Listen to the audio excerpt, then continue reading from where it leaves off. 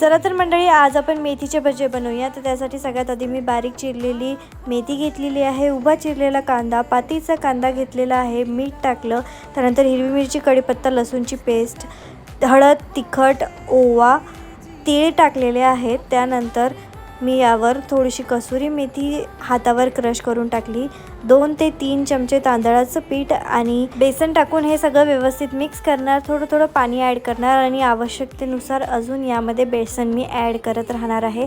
सगळं व्यवस्थित मिक्स झाल्यानंतर छान कडक झालेल्या तेलामध्ये एक एक करून मी भजे सोडणार आणि मीडियम टू हाय फ्लेमवर हे भजे व्यवस्थित मी फ्राय करून घेणार आहे। फ्राय झालेले भजे मी एका प्लेटमध्ये सर्व करून घेणार आहे।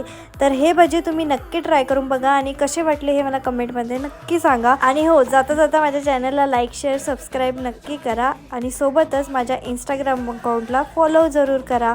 चला भेटूया पुढच्या व्हिडिओमध्ये।